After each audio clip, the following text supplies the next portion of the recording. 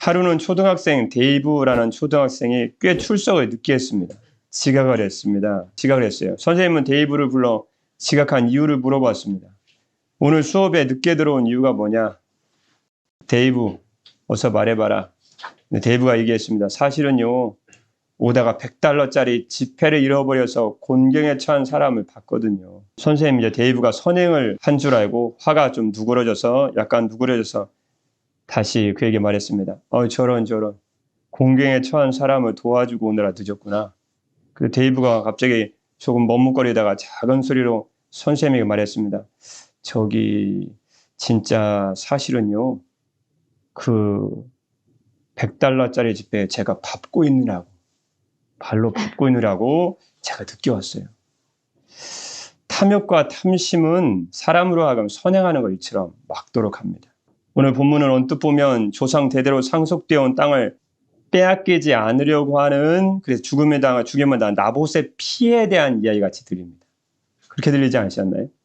그런데 정확히 더 자세히, 한층 더 자세히 보면 나봇의 땅을 빼앗으려고 나봇의 피를 흘렸다가 결국 하나님의 심판을 받고 저주를 받아서 자신의 피가 흘려서 개들의 먹이가 된 아합의 피가 보입니다.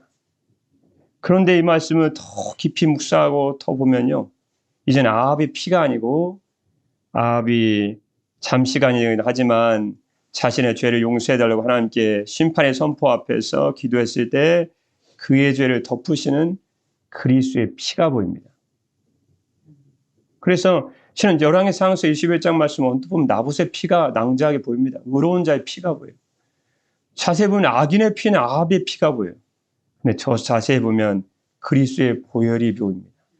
그래서 결론적으로 말씀드리면 열왕기상서 21장 27절 말씀에 보면, 잠깐 먼저 가기 볼까요?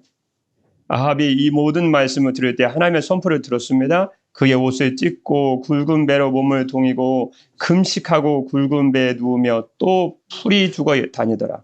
여호와의 말씀이 디셉 사람 엘리야에게 임하여 이르시되, 29절 말씀 중요하게 다시 한번 같이 읽겠습니다. 시작 29절입니다. 시작입니다. 아합이 내 앞에서 겸비함을 내가 보느냐? 그가 내 앞에서 겸비함으로 그 아들의 시대야 그의 집에 재앙을 내리라 하셨더라.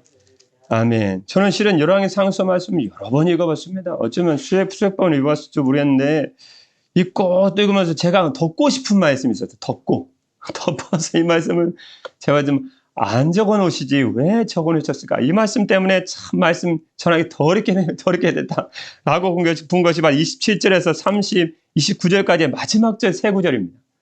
아니, 아합 같은 악인을 지금 뭐 해도 지금 속이 덜 시원하실 판에 나봇의 피를 흘린 자입니다.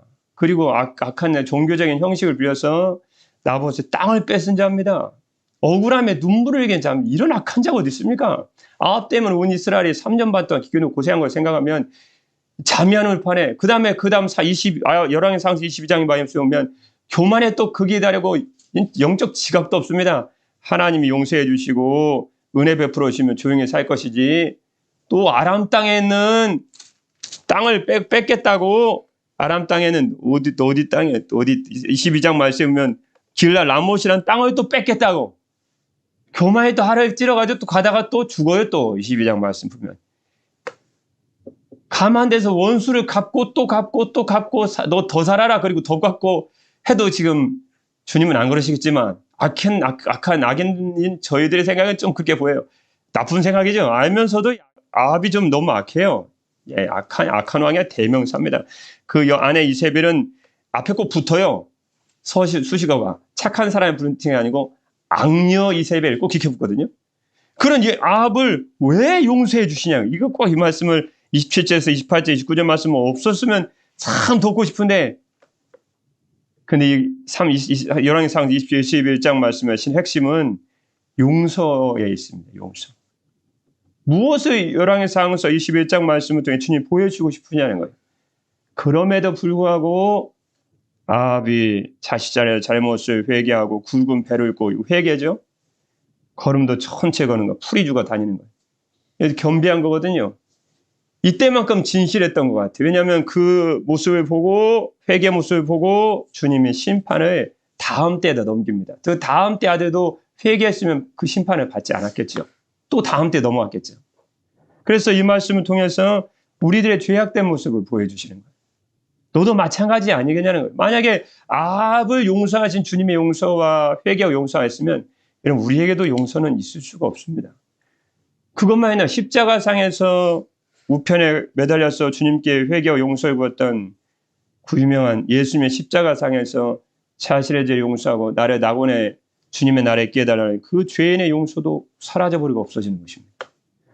주님 로마서 5장 말씀 주님 분명히 이렇게 말씀해 주셨습니다. 우리가 죄인 되었을 때 그리스도께서 우리를 위해 죽으심으로 하나님께서 저와 여러분을 향한 하나님의 사랑을 확증하셨다. 실증하셨다. 나타냈다 보이셨습니다. 만약에 여기서 아합이 죄를 용서하지 못하고 여기서 아합이 주님에서 가로 열고 아합은 죄다 라고 했으면 예수님의 우편 강도에 매달렸던 강도의 죄의 용서도 없었을 것이고 저와 여러분의 죄의 용서는 더더군다나 없었을 것입니다. 그래서 그리스도의 보혈이 보인다는 거예요. 나봇의 피도 아니고 아합의 피도 아니고 저와 여러분의 죄를 용서하신 예수 그리스도의 피가 낭자하게 보이더라는 것입니다. 그래서 오늘 설교 말씀은 짜고 또 짜면 한 방울의 피가 떨어집니다. 그리스도의 보혈의 피가 떨어져야 돼요. 여러분 열왕의 하상서 21장 말씀은 짜고 또 짜면 한 방울의 피가 떨어집니다. 온 인류와 전 세계를 위해서 물과 피를 쏟으신 예수 그리스도의 보혈이 보여야 된다는 것입니다. 그토록 덮고 싶었던 27장과 27절 29절 말씀을 통해서 주님이 강력하게 하신 말씀이 너희도 마찬가지가 아니겠는가. 아합의 죄 용서를 통해서 너희의 죄를 보고 너희가 회개하고 주님께 매달려다가 용서를 구한다면 너희들의 죄도 아합과 같이 용서를 받을 것이다. 그래서 예수 그리스도의 보혈과 피를 보라고 주님이 열왕기 상서 21장 말씀을 저희들에게 주신 줄 믿습니다. 나봇의 포도원을 탈취한 아합에 대한 말씀에서 첫 번째 말씀 무엇일까요? 오늘 말씀은 간단합니다. 길은 것 같지만 첫 번째는 이 일이 왜 발생했냐는 일의 발단입니다. 나봇이 죽었어요. 의로운 심령으로 여겨진 나봇이 죽었습니다. 나봇의 포도원을 탈취한 아합에 대한 첫 번째 말씀은 일의 발단인데요. 나봇이 죽은 사건이죠. 즉 아합의 마음에 품은 탐심입니다. 탐심으로부터 시작이 되었습니다. 1절 말씀 오늘 본문의 첫째 말씀입니다. 시작입니다. 그 후에 이 일이 있으니라 이스라엘 사람 나봇에게 이스라엘의 포도원이 있어 사마리아의 왕 아합의 왕궁에 가깝더니. 아멘. 지금 아합이라는 자가 원래 북이스라엘 수도는 사마리아입니다. 근데 가끔은 이스라엘도 뭔가 이스라엘이 이스라엘인가? 이스라엘은 따릅니다. 사마리아에서 약 40km밖에 안 떨어져 있는 아합의 별궁입니다. 참 떵떵거리고 죄 짓고 사는 사람 이렇게 살면 안 될 것 같은데 우리 악한 사람의 마음이죠. 주님 은혜로우신데. 그 지금 아합의 별궁이 있는 이스라엘과의 상하궁입니다. 온 시장품, 장식품들이 상하로 만들어 있어요. 고고학자의 발굴을 보니까. 그 휘황찬란한 상하궁과 나중에 미가 선지에서 책망도 받지만요. 이스라엘과 40km부터 밖에 떨어지지 않은 북이스라엘 수도 사마리아 오가고 있습니다. 인간적인 즐거움을 누리고 있는 거죠. 그런데 2절입니다. 이스라엘 포도원이 있어 그랬습니다. 나봇에게 이스라엘 포도원이 있어. 이제 포도는 오가면서 포도원을 본 것입니다. 이스라엘 근처에. 저 포도는 누구 거냐? 나봇의 것입니다. 그때 2절 말씀에 보면 아합이 나봇에게 2절입니다. 아합이 나봇에게 말하 이르되 내 포도원이 내 왕궁 곁에 가까이 있으니 내게 주어 채소밭을 삼게 하라. 내가 그 대신에 그보다 더 아름다운 포도원을 내게 줄 것이요. 만일 내가 좋게 여기면 그 값을 돈으로 내게 주리라. 아합이 나봇의 포도를 봤으면 마음에 탁 탐심 생긴 거예요. 바로 저 거다. 저것은 바로 내 거다. 저 것이다. 저건 내 것. 저것은 바로 내 것이다. 그래서 왕궁 곁에 이스라엘의 별궁 곁에 있는 나합의 포도원을 차지하고 싶은 거예요. 그런데 재밌는 말씀은 2절 말씀에 보면 채소밭에서 함께하라. 아니 왕이 할 일이 없어서 무주고 채소 키려고 그 밭에 삽니까? 라고 생각할 수 있지만 이 채소밭은 그런 의미의 밭이 아닙니다. 이 채소밭에는 나봇의 포도원을 뺏어서 아합이 채소밭을 삼고 싶어하는 밭이라는 건 히브리어 간이란 말인데, 간이란 말씀인데 원어가요. 채소를 심게 한 채전을 의미한다기보다는 뜰이나 정원을 의미합니다. 뜰이나 정원. 아하, 그러니까 이제 이해가 딱 오늘 본성 이해가 팍 되었네요. 금방 되었습니다. 채소에 해당하는 히브리어는 야라크라고 하는데 뭐 녹색 종류의 식물에 쓰이는 광범위한 말입니다. 그럼 지금 정원 만들려고 한 거네요. 맞습니다. 지금 정원을 확정하려고 하는 것입니다. 그의 별궁 사마리아에도 왕궁 화려한 왕궁이 있습니다. 이스라엘의 별궁이라는 상하로 장식된 휘황찬란한 별궁이 있습니다. 그것도 마음에 안 차는 거예요. 욕심과 탐심 마음에 안 찹니다. 그래서 이스라엘 거기에 있는 별궁 옆에 있는 나봇의 포도를 갖다 뭘 만들려는 거예요? 나무 심고 화초 심고 해서 정원을 확장시키려고 하는 것입니다. 물주는 채소밭이 아니었네요. 그렇지만 채소밭이 아니고 이거 아니란 말씀은 정원을 의미하는 것입니다. 뜰을 의미하는 거예요. 3절 말씀이에요. 이제 아합의 본색을 알겠네요. 의도파하게 딱 썼습니다. 자기가 가진 것은 만족을 못하고 있는 것입니다. 만족하는 사람이었으면 사마리아의 궁으로 만족했을 것입니다. 여기 이스라엘은 아주 환경과 경치가 좋은 곳이거든요. 여기다가 별궁을 짓고 사과로만 온갖 치장과 장식품 만들었습니다. 그런데도 만족이 안 되는 거예요. 나봇의 포도밭을 보는 순간 모든 자기가 가진 것이 지금 다 작게 보이는 거예요. 그래서 그 조그만 포도밭을 사서 자기의 별궁에 정원 뜰을 갖다 넓히려고 하는 것입니다. 3절 말씀이에요. 여기서 이제 나봇의 신앙이 나오는 거죠. 첫 번째 소주제의 이해의 핵심 키포인트입니다. 3절입니다. 나봇이 아합에게 말하되 내 조상의 유산을 왕에게 주기를 여호와께서 금하실지로다 하니 4절 말씀 뭐라 하겠을까요? 이스라엘 사람 나봇이 아합에게 대답하여 이르기를 내 조상의 유산을 왕께 줄 수 없다 하므로 왕이 근심하고 답답하여 왕궁으로 돌아와 침상에 누워 얼굴을 돌리고 식사를 아니하니. 아멘. 오늘 말씀에 읽다 보시면 이 아합도 나오고 이스라엘 사람 나봇도 나오지만 오늘 말씀에 그 소주제가 세 가지인데 아주 간단하면 탐심을 품고 탐심 때문에 욕심 뺐고 그것 때문에 하나님 심판받은 거 아주 내용이 간단한데 실은 이해 키포인트를 여러분 꼭 놓치지 말고 알고 계셔야 됩니다. 왜 소주제 첫 번째 키포인트로 왜 나봇이 자기의 땅을 팔려고 하지 않았는가라는 거죠. 그때 당시 왕의 명령이면 웬만하면 아무리 이스라엘 땅이지만 대부분 다 이루어지고 땅 정도야 가져갈 수 있는 것이 아닙니까? 실은 안 가져가려고 가져가지 마세요 했다가 자기 목이 왔다 갔다 하는데 왜 3절 말씀에 보면 나봇이 아합에게 말하되 내 조상의 유산은 결국은 나할라라는 히브리어 단어인데 상속재산이야 토지입니다. 여기서는 토지죠. 따집니다. 왜 토지를 그것도 사마리아 아무리 이스라엘 나라지만 사마리아 북이스라엘 왕이 그것도 왕이 달라는 건데 왜 안 주고 끝까지 버텼는가? 여러분 조상에 물려준 유산이라고 안 줬을까요? 조상의 유산을 왕에게 주기를 여호와께서 금하실지로다. 우리 아버지가 줬습니다. 우리 조상이 줬습니다. 그럼 팔아라. 못 팝니다. 조상이 주었습니다. 이해가 잘 해야 되죠. 그런데 대신 이스라엘 백성들에게 토지가 주는 의미를 알면요 굉장히 이해가 편합니다. 이해가 쉽습니다. 이게 오늘 소주제 말씀의 이해 키포인트 꼭 핵심입니다. 이건 민수기서뿐만 아니고 성경 전체를 얘기하는데 아주 중요한 포인트입니다. 왜 지금도 이스라엘 백성들이 여러분 이스라엘과 지금 아합 사람들이 피비린내나는 싸움, 피를 걸고 목숨 걸고 싸우지 않습니까? 우리 같으면 뭐하러 그 땅을 그렇게 목숨 걸고 그렇게 합니까? 좀 이스라엘 사람들 미국을 움직일 정도 돈이 많은데 그냥 어디 좀 없는 나라 가가지고 땅 사갖고 거기 이주하면 될 것이지. 이스라엘 백성 토지관념은 우리와 전혀 다릅니다. 돈 주고 살 수 있는 게 아닙니다. 왜 그럴까요? 소주제 1번 핵심 키포인트입니다. 꼭 알고 계셔야 됩니다. 하나님께서 이스라엘 백성들에게 토지를 주신 것은 단지 토지, 내 땅이다, 내 소유다, 사유재산이다 그런 뜻이 아닙니다. 그러면 목숨 걸고 지금 이스라엘 왕과 지금 맞설 이유가 없습니다. 하나님께서 이스라엘 백성들에게 토지를 주신 이유는 하나님의 사랑과 축복을 토지와 함께 전수가 된다는 의미가 있습니다. 그럼 이제 이해가 간단해졌네요. 왜 나봇이 자기 목숨과 생명까지 걸고 이 토지를 지키려고 했는지. 단순히 조상의 유전, 도산의 토지, 도산의 나할라 이런 전수된 유산이기 때문에 보존하려고 했던 것이 아닙니다. 하나님의 축복과 복이 땅과 함께 주어진다는 하나님의 신앙의 근간, 믿음 때문입니다.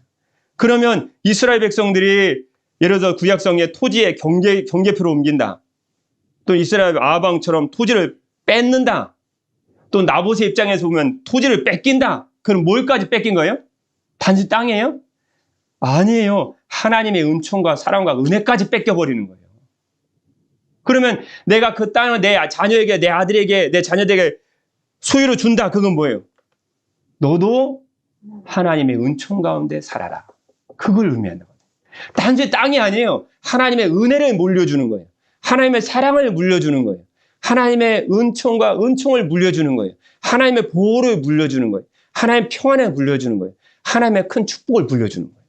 그러니까 지금 이스라엘 백성들이 목숨 걸고 지금 뭐 골란거이들 뭘 자꾸 지키려고 했던 이유가 바로 그것 때문이었습니다.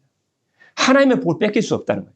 약속의 땅 가나안은 그냥 약속의 땅 가나안 땅 소유 또 몇 평, 2평, 3평, 1000평 그런 의미가 아니에요. 이건 하나님이 내게 주신 복이라는 거예요. 그걸 갖고 있어야 뭐가 주어져요? 하나님의 축복과 복과 사랑이 우리 자녀들, 우리 대대로 영원히 보존된다는 믿음 때문에 그렇습니다. 근데 그건 단순히 믿음이 아니에요. 그건 신앙이에요. 그 말씀이 어디 있을까요? 레위기서 25장 23절 말씀은 다 찾아봤습니다. 레위기서 25장 23절 말씀 보면 주님의 말씀 분명히 이렇게 말씀해 주셨습니다. 토지를 영구히 팔지 말 것은 영원히 팔지 말라 말씀하십니다. 토지는 주님의 말씀이십니다. 토지는 다 내 것임이니라. 너희는 거류민이요 동거하는 자로서 나와 함께느니라. 무슨 말씀일까요? 너희는 토지를 팔 경우에 아주 팔아 넘기는 조건으로 팔아서는 안 된다. 이것은 토지가 너희 것이 아니라 누구 거예요? 하나님 거예요. 내 것이며 그러니까 너는 우리는 권리가 없어요. 너희는 다만 그 토지를 사용할 수 있도록 허락받은 소작인으로 나와 함께 있는 나그네에 불과하기 때문이다. 항상 하나님의 축복은 그 토지와 함께 있는 난 그런 믿음이 있습니다. 그리고 하나님께 받는 것은 하나님의 복을 같이 받는 거예요. 남에게 줄 수도 없어요. 첫 번째는 하나님의 것이기 때문에 안 되는 거예요. 조상의 것이고 내 것이고 그게 문제가 아니에요. 하나님의 것이에요. 그리고 하나님의 복이 토지와 함께 우리 자녀 가운데 대대로 전수되는 것이기 때문에 그럼 땅은 팔지 말라고 주님이 레위기서 25장 23절 말씀에 분명히 언급해 주신 줄 믿습니다. 그래서 24절 말씀에 이스라엘 사람 이제 이걸 이해하면 이제 이해가 쉽죠. 4절입니다. 이스라엘 사람 나봇이 아합에게 대답하여 이르기를 내 조상의 우산을 왕에게 줄 수 없다. 당연하죠. 줄 수 없죠. 하나님의 복을 내가 하나님의 복에서 제해받은 존재가 될 수 없다. 오늘 말씀드리면 천국에서 제해버리는 것입니다. 말 그대로 그런 뜻입니다. 그러니까 안 된다는 거예요. 아합이 근심하고 답답하여 왕궁으로 돌아와 침상에 누워 얼굴을 돌리고 식사를 하니 참 아합도 이런 말씀도 써주지만 참 쪼잔한 인간입니다. 그 자기 그게 많으면서도 그 나봇의 포도 얼마나 크겠습니까? 얼마 수억 평, 수십만 평 될 것도 아닌데 그거 못 뺏어서 화가 버리고 잔뜩 나가지고 지금 침상에 누워서 얼굴을 돌리고 밥도 안 먹고 있습니다. 그러니까 아합이죠. 나봇의 포도원을 탈취한 아합에 대한 첫 번째 말씀은 일의 발단, 일이 어떻게 시작되냐고요. 나봇의 사건이 어떻게 시작되는가라는 거죠. 아합의 마음의 품은 탐심이었다. 오늘 핵심 주거리는 실은 탐심입니다. 그 탐심을 통해서 일이 발생했기 때문에 그걸 통해서 결국은 주님이 교훈을 주시고 계신 것이죠. 오늘 말씀 안 어려우시죠? 네, 이미 결론은 다 말씀드렸기 때문에 나봇의 포도원을 탈취한 아합에 대한 두 번째 말씀 무엇일까요? 일의 발단은 일단 아합의 마음에 품은 탐심이었습니다. 그럼 이 일이 어떻게 진행되는지는 아셔야 되죠. 그거에 대해서 5절부터 16절까지 길고 장황하지만 내용은 간단합니다. 나봇을 죽이고 그의 포도원을 빼앗았습니다. 너무 당연한 말씀이죠. 오늘 말씀 전체 내용은 전혀 어렵지 않습니다. 아합의 탐심 때문에 결국 이세벨이 충동지시켜서 둘이 탐심으로 나봇을 돌로 쳐 죽이게 만들고 그 포도원을 뺐습니다. 그걸 통해 하나님의 심판과 저주를 받아서 아합과 이세벨도 개의 먹이가 되죠. 아합의 피도 개가 빨아먹고 나중에 이세벨은 몸까지 먹어버리죠. 개들, 들개들, 주인 없는 개들이.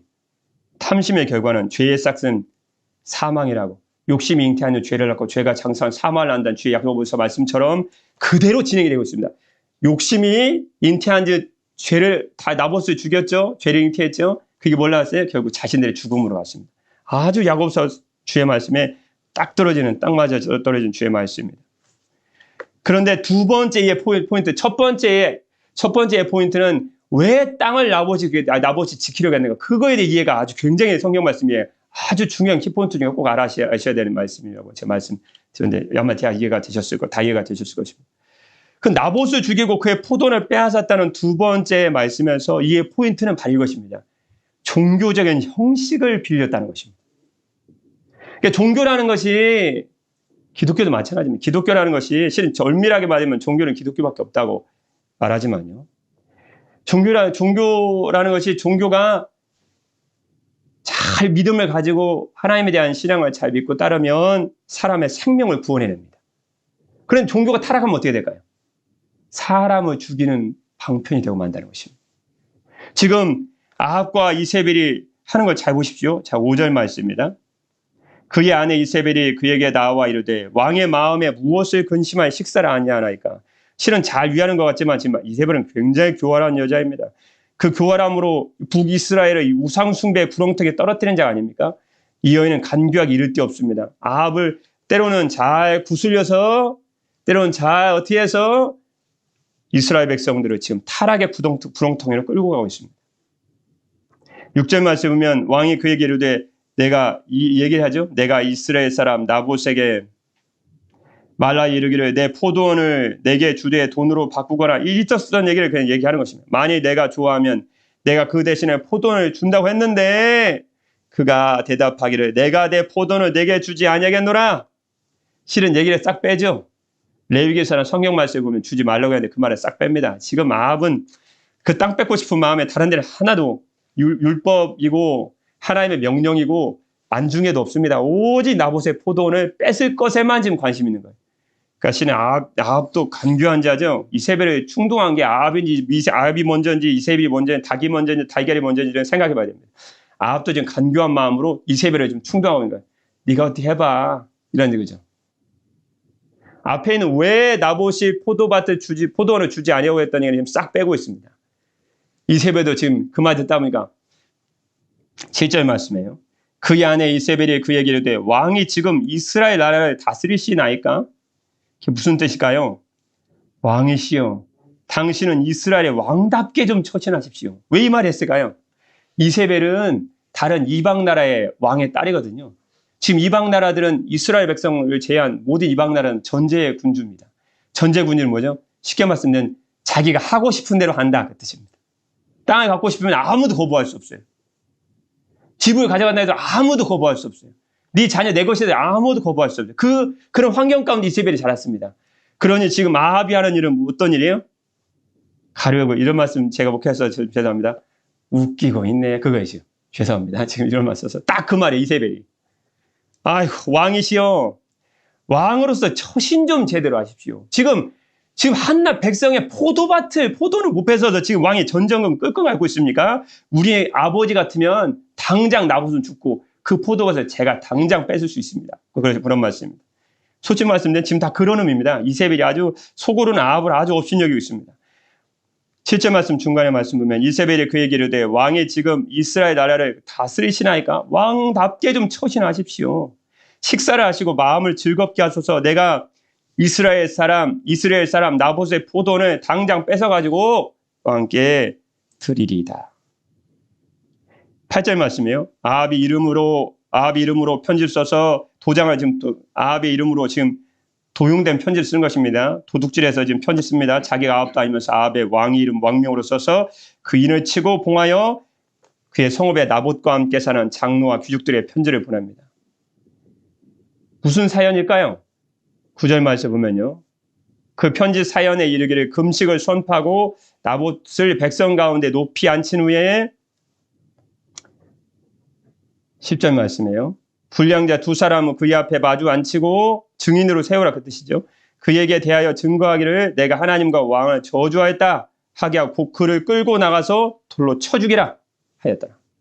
근데 그대로 11절 말씀에 보면 성읍에 사는 나봇이 사는 이스라엘 성읍에 사는 장로와 귀족들 그의 성읍의 백성들을 보호해야 될 책임 있는 그들이 이세벨과 아합에게 아부하기 위해서 결국은 거짓 증인들을 세워서 나봇을 죽입니다. 마치 스데반 집사님을 사도행 7절 사람이 돌로 쳐서 죽이는 것처럼 똑같이 그 의인의 죽음을 지금 말씀하시고 있습니다. 그런데 오늘 소부제 두 번째 말씀에 이 일이 이렇게 쭉 욕심으로 잉태한 일이 쭉 진행된 상황에서 뭐가 포인트냐는 거예요. 지금 아주 아합과 이세벨 특히 이세벨이 아주 간교합니다. 나봇을 포도원 주인의 나봇을 어떻게 죽이려고 하는지 잘 보십시오. 9절 말씀에 보면 그냥 죽여라 그렇게 얘기하지 않습니다. 그러면 아무리 우상숭배로 타락한 북이스라엘 백성들도 반감을 갖게 되거든요. 그러니까 어떻게 될까요? 첫 번째 9절 말씀 보면 금식을 선포하라. 여러분 이스라엘 사회에서 공적인 금식의 선포는 국가적인 큰 고난이나 재난이나 재앙이 있을 때만 하게 되어 있습니다. 왜 근데 금식을 선포하게 했을까요? 나봇에게 이처럼 큰 죄악이 있다라고 하는 거죠. 실은 완전히 종교적인 형식을 지금 빌리고 있는 것입니다. 금식을 선포하고 나봇의 백성 가운데 높이 앉힌 후에 10절 말씀 보면요. 몇 사람을 세우죠? 불량자 2사람을 세웁니다. 왜 2사람을 세웠을까요? 민수기서 35장 30절이나 신명기서 17장 5절에서 6절 말씀 보면 반드시 어떤 재판이나 증인이 효력이 있으라면 반드시 몇 명을 세워야 될까요? 증인을? 2사람 이상을 세워야 됩니다. 그러니까 아주 이세벨이 지금 간교한 수단으로 머리를 쓰고 있습니다. 온통 성경에 나와 있는 종교적인 그런 성경에 나와 있는 종교적인 내용을 그대로 지금 빌리고 있습니다. 누구를 뭐 하는데? 사람 살리는데요? 아니요. 나봇을 죽이고 그 땅을 빼앗기 위해서 종교적인 형식을 빌리고 있다는 것입니다. 그래서 이처럼 종교가 타락하면 이게 무서운 것입니다. 사람 죽이는데 하나의 말씀에 있는 내용을 갖다 지금 기록해가지고 그대로 하라는 거예요. 주변에 있는 사람은 실은 이스라엘의 장로나 귀족들 외에는 전혀 모릅니다. 만약에 이렇게 그냥 종교적인 형식대로 금식을 선포하게 되고 그럼 나봇이 이상한 눈으로 이제 곁눈질로 보겠죠? 나봇에 혹시 죄가 있나? 그러다가 불량자 2사람입니다. 증인의 숫자로 유효합니다. 딱 성에 서서 그 다음에요. 네가 하나님과 왕을 저주하였다. 여러분 하나님과 왕을 저주하면 성경 말씀에 근거하면 돌로 쳐 죽이게 되어 있습니다. 철저하게 이세벨이 지금 성경적인 내용을 가지고 나봇을 죽이는데 그 구절들 성경 말씀들을 인용해서 사용하고 있다는 것을 우리는 본문 말씀 통해서 알 수 있다는 거죠. 그 말씀이 어디 있을까요? 출애굽기 22장 28절 말씀 잠깐만 보면 너는 재판장을 모독하지 말며 백성의 지도자를 저주하지 말지니라. 레위기서 24장 14절 말씀 보면 그들 돌로 치라고는 어디 나와 있는데 레위기서 24장 14절 말씀 나와 있습니다. 그 저주한 사람을 진영 밖으로 끌어내요. 하나님은 저주한 자거든요. 그것을 들은 모든 사람이 그들의 손을 그의 머리에 얹게 하고 온 회중이 뭐로 치라 했을까요? 돌로 그를 칠지니라. 그 증인이 하지도 않은 하나님과 지도자를 지금 저주했다고 지금 하는 거예요. 그러면 레위기서나 출애굽기 말씀에 근거해 볼 때 얘는 돌로 쳐 죽어야 돼요.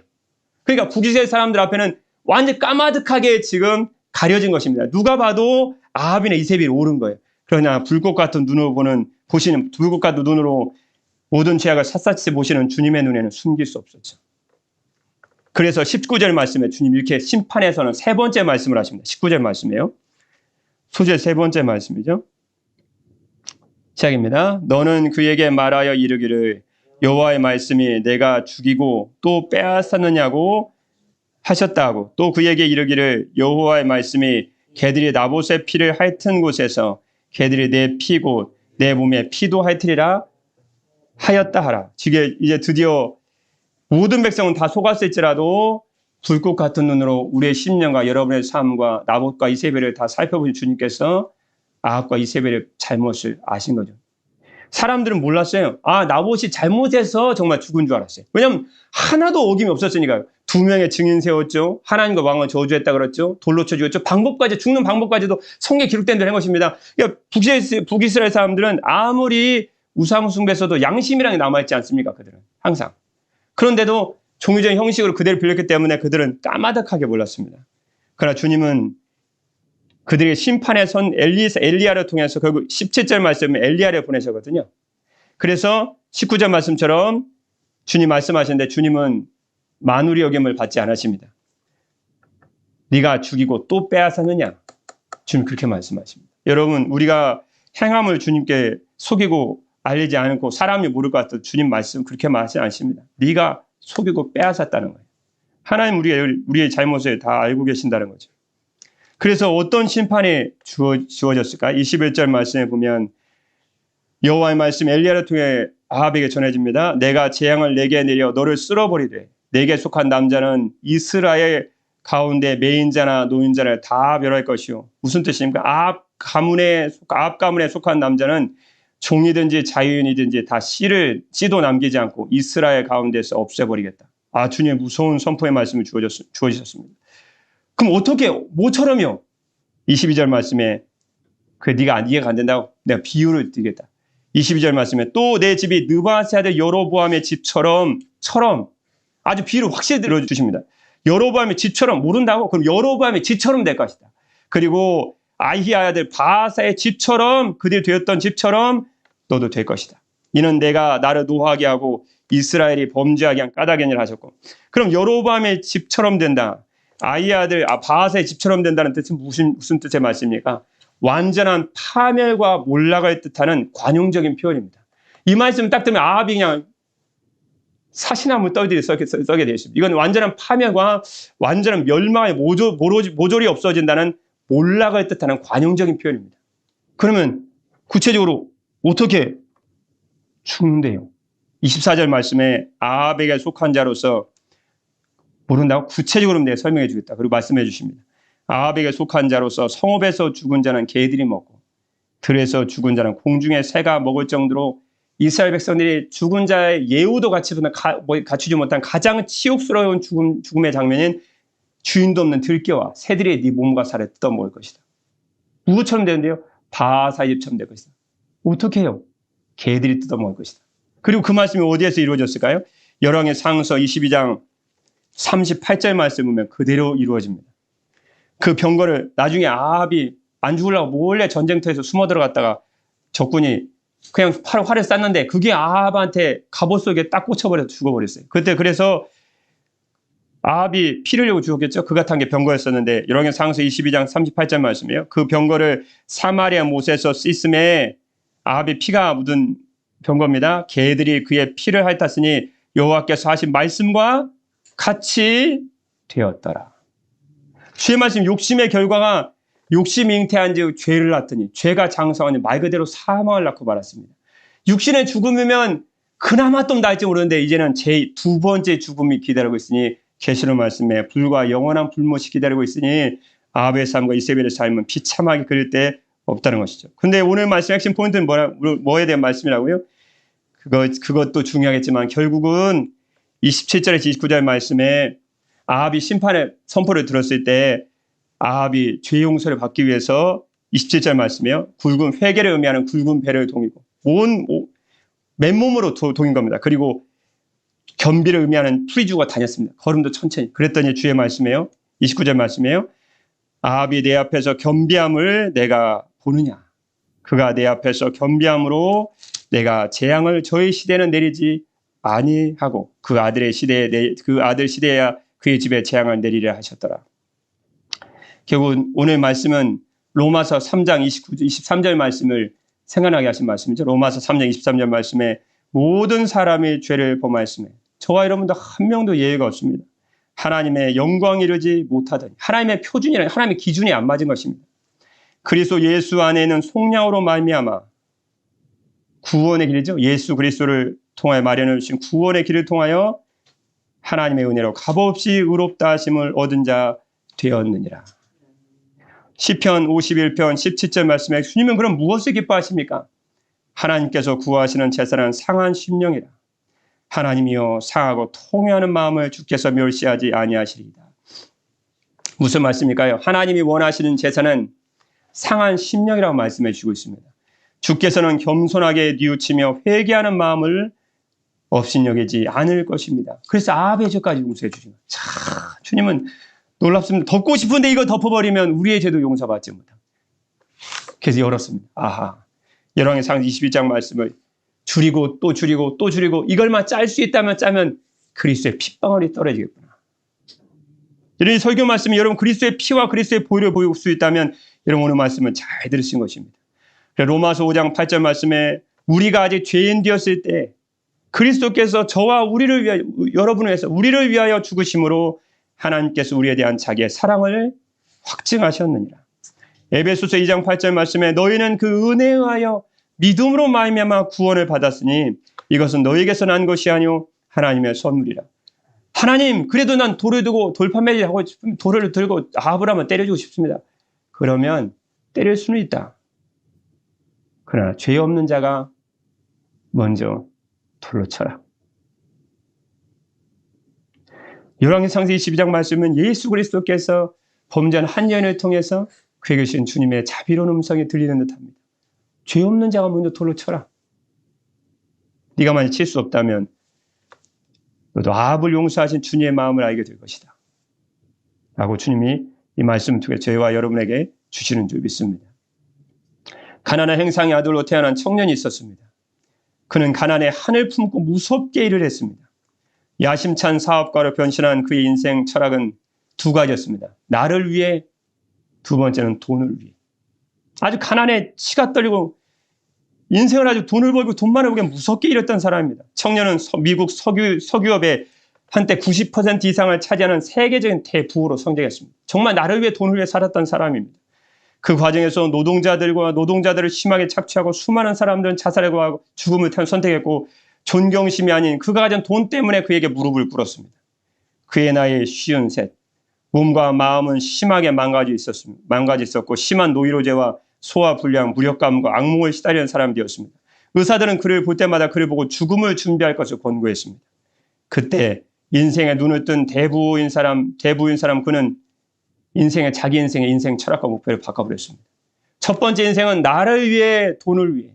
두 번째 인생은 하나님을 위해, 이웃을 위해.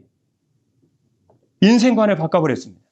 그리고 거액을 쾌척해 시카고 대학을 설립했습니다. 그리고 리버사이드 교회를 비롯한 수만 개, 수천 개의 교회를 세웠습니다. 여생을 교육과 선교, 사랑의 실천에 쏟았습니다. 그는 베푸는 삶을 통해 건강을 되찾습니다. 그의 이름 바로 록펠러입니다. 나봇의 포도원을 탈취한 아합에 대한 말씀에서 그의 이 탐욕스러운 모습은 바로 저와 우리들의 모습이었습니다. 오늘 하루도 주님의 보혈의 능력을 믿고 자신의 죄를 용서함을 받고 마지막 이야기의 록펠러처럼 우리를 위해, 나를 위해, 돈을 위해가 아니고 오직 하나님을 위해, 이웃을 위해 여러분이 남은 생애를 살아가심으로 여러분의 죄를 용서받게 하시기 위해 십자가 지시고 부활하신 우리 예수님만을 위해서 살아가시는 참으로 보기에는 주의 사랑받고 지혜롭고 존귀한 주의 백성들 되시기를 주님의 이름으로 축복합니다. 기도하겠습니다. 그가 모든 사람을 대신하여 죽으심은 살아있는 자들로 하여금 다시는 그들 자신을 위하여 살지 않고 오직 그들을 대신하여 죽었다가 다시 살아나신 이를 위하여 살게 하려 함이라. 아멘. 하나님의 아들이신 예수 그리스도께서는 모든 사람을 대신하여 죽으심으로 저와 사랑하는 성도들이 오직 죽은 자 가운데서 죽었다가 다시 사신 그리스도만을 위해 살도록 하시는 줄 믿습니다. 오늘 저희들의 삶은 주님의 보혈의 능력을 믿고 우리의 죄를 용서받으며 우리를 위해 죽으시고 다시 사신 그리스도만을 위해 살아가는 주님께 칭찬과 영광과 존경을 얻는 주님의 귀한 백성 될 수 있도록 축복하여 주옵소서. 우리들의 죄를 위해 죽으시고 다시 사신 예수 그리스도의 이름으로 기도드립니다. 아멘.